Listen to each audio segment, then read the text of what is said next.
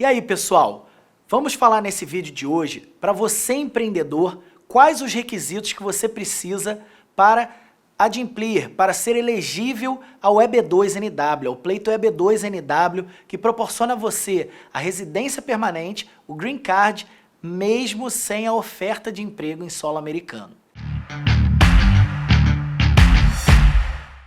Primeira situação, eu preciso explicar para você como que é a linha de argumentação, como que se constrói a argumentação para que a gente consiga aprovar um EB2NW para você. Essa argumentação ela é desenvolvida em dois momentos, dois principais momentos. Primeiro momento, eu preciso te enquadrar e mostrar que você atende aos requisitos de EB2, da categoria EB2, tá? Que é a categoria Employment Based da segunda preferência. Como que eu consigo comprovar que você é um EB2? De duas formas, como Advanced Degree, mostrando que você possui grau avançado de estudos na sua área de atuação, e aí dentro da área de empreendedorismo a gente tem muito profissional de marketing, com bacharel em marketing, temos profissionais da área de administração de empresas, de diversas áreas, né? A gente hoje vê muitos profissionais empreendedores em diversas áreas, então a gente vai precisar entender melhor qual é a área que você tem a expertise de empreender e demonstrar que você possui um grau avançado de estudos naquela área. Para que a gente demonstre o grau avançado de estudos, são duas formas. Primeiro, você possui o grau acadêmico de mestrado para cima, mestrado, doutorado, pós-doutorado e por aí vai, ou você possui o grau de bacharel e tem pelo menos 5 anos de experiência pós-formado na sua área.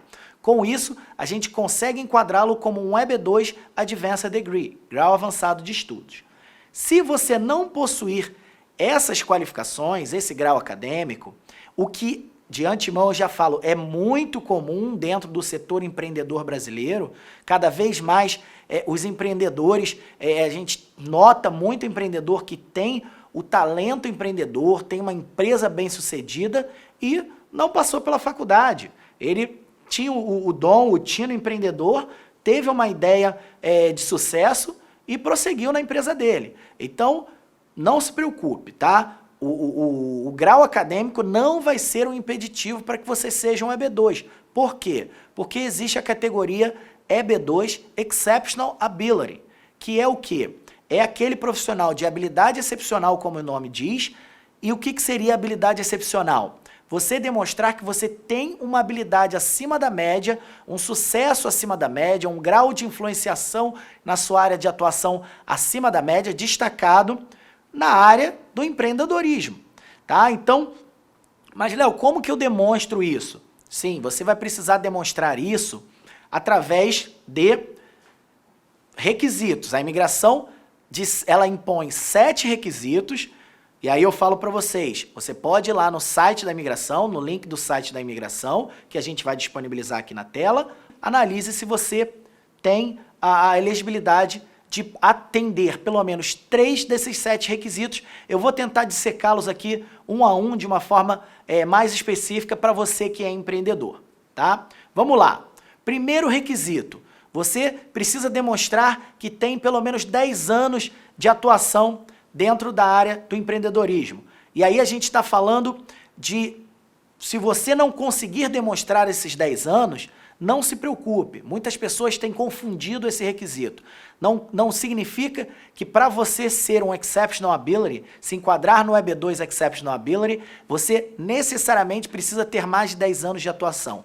Não, se você não tiver os 10 anos, esse requisito vai ser afastado, mas você ainda tem mais 6 para atender os 3 necessários, tá? Esse é o primeiro requisito. Segundo requisito, você demonstrar que tem cursos, certificações, diplomas acadêmicos nessa área. E aí a gente não está falando de bacharel, nem de mestrado, doutorado. Você pode demonstrar cursos profissionalizantes, cursos de carreira, pós-graduações, MBAs, cursos técnicos, tecnólogos. Todos esses cursos são considerados para esse requisito. E aí, esse seria o segundo. Num terceiro requisito, você precisa colher cartas de suporte, de recomendação de profissionais com destaque, experts na área do empreendedorismo, mostrando que você realmente atuou de forma destacada nessa área.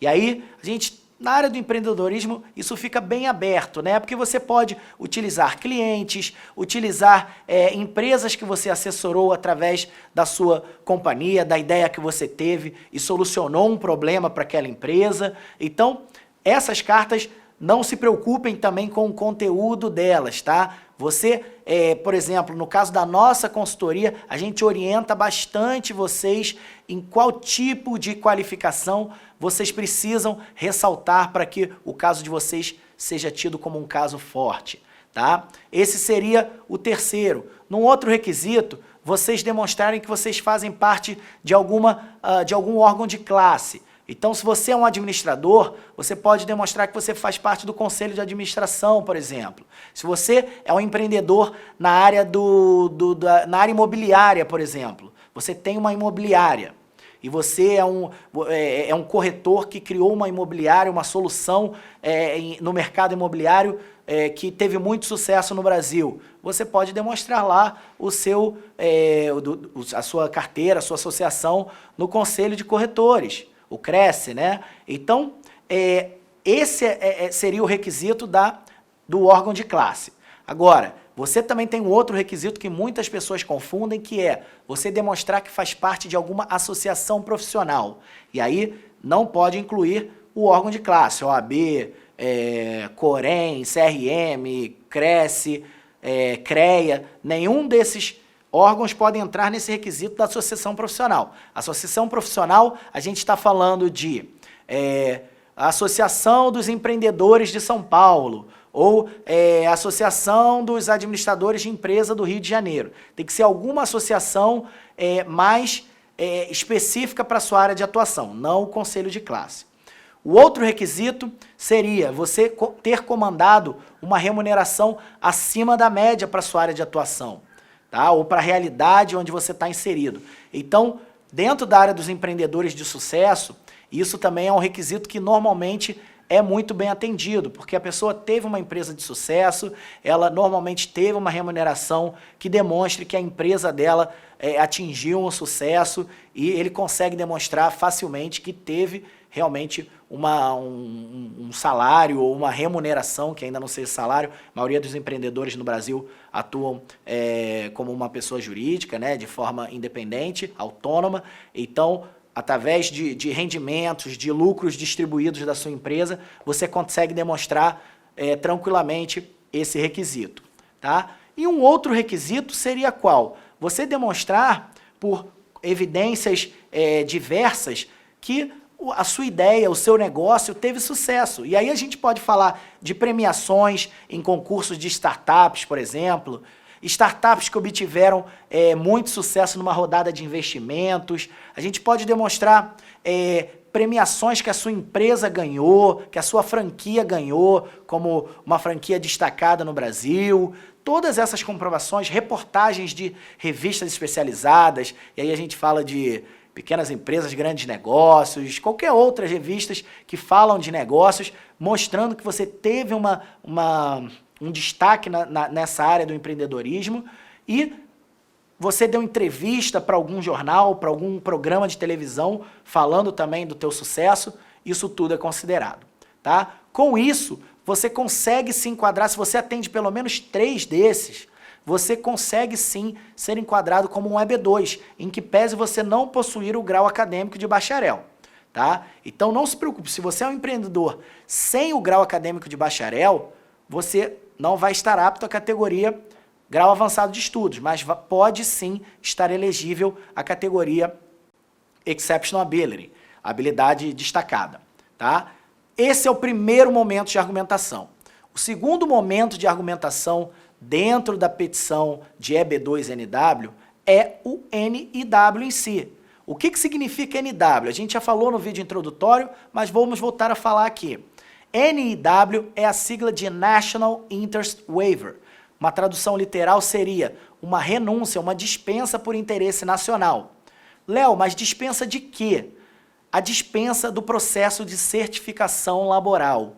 Um EB2, por mais que você demonstre que é um Advanced Degree ou um Exceptional Ability, você precisaria, como um EB2, regularmente, de passar pelo processo de certificação laboral, Labor Certification, que nada mais é do que um teste do mercado doméstico, tá? Conduzido junto ao Departamento de Trabalho norte-americano, para demonstrar que aquela vaga que está sendo oferecida a você, você precisa de uma oferta de uma vaga por um empregador, aquela vaga, a sua vinda como um estrangeiro para ocupar aquela vaga, não vai afetar de forma negativa o mercado de trabalho doméstico. Ou seja, você não vai vir para cá dizendo, a grosso modo, roubar, tomar uma vaga de um americano disponível para fazer aquela vaga. Então, se baseado no teu plano de negócios aqui, a gente demonstra que você vai investir, vai atuar em uma área de interesse nacional, e aí como que a gente comprova isso? Tá?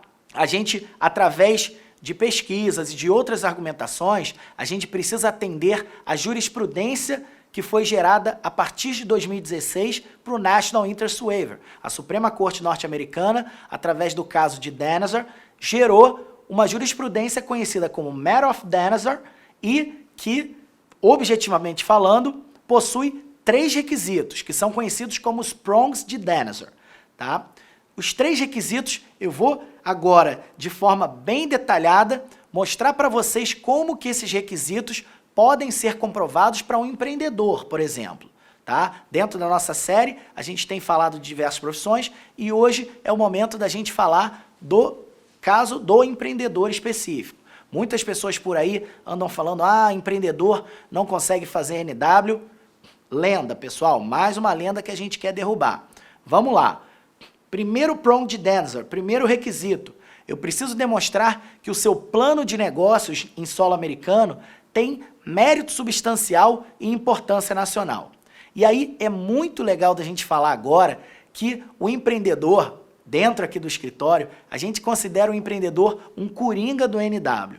Por quê? Porque o empreendedor pode se propor a atuar em uma área de alta demanda dentro dos Estados Unidos, mesmo tendo atuado em uma outra área no Brasil.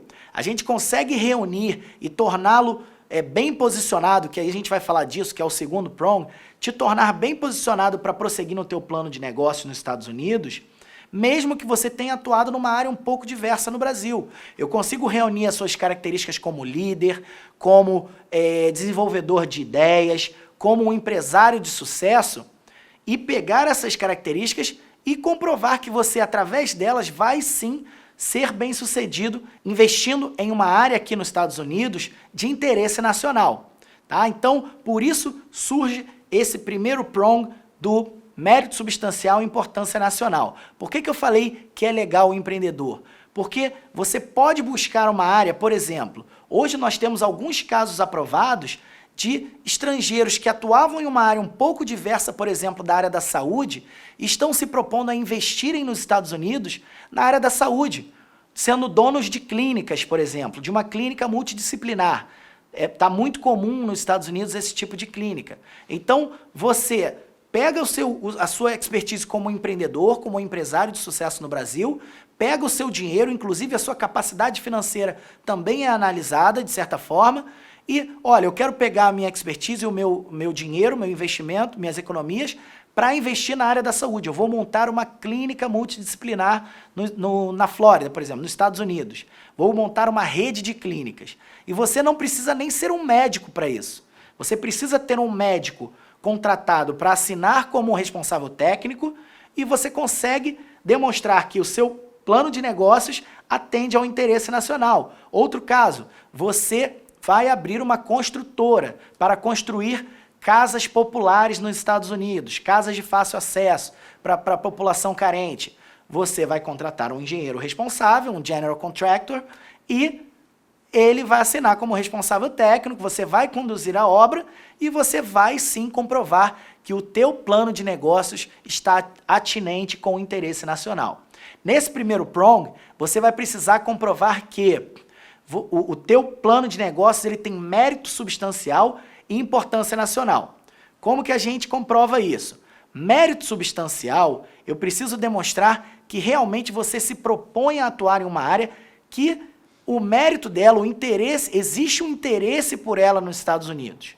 Tá? Então, a população americana tem que ter uma necessidade daquele empreendimento que você está se propondo a fazer nos Estados Unidos. E aí, como eu falei aqui, exemplifiquei. Você se propõe a comprar uma rede de clínicas nos Estados Unidos. Você se propõe a montar uma construtora voltada para obras populares. Ou outra coisa, quero montar uma empresa que vai montar e instalar painéis solares pelas residências americanas.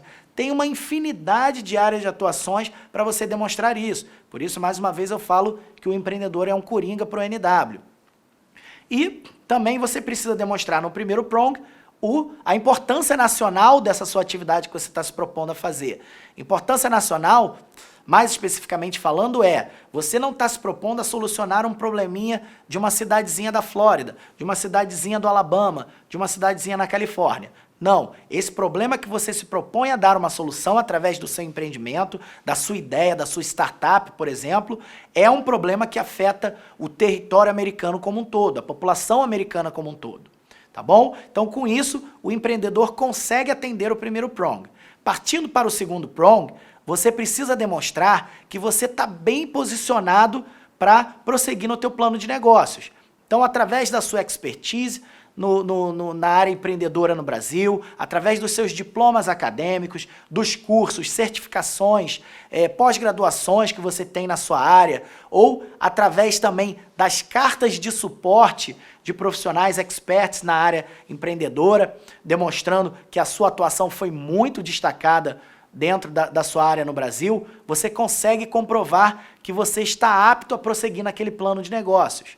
Tá? Não adianta uma pessoa que não tem experiência com empreendedorismo, uma pessoa que é um funcionário público, por exemplo, sem diminuir de qualquer forma um funcionário público, mas ele tem expertise em outra área, uma área de rotina, uma área mais de carreira. Então, a argumentação dele vai ser outra, mas no caso do empreendedor, ele precisa demonstrar que ele tem sim uma veia empreendedora, que ele tem sucesso comprovado dentro da área, com ideias, com empresas bem-sucedidas, e aí você consegue sim demonstrar que você está bem posicionado para aplicar esse conhecimento de forma imediata em solo americano.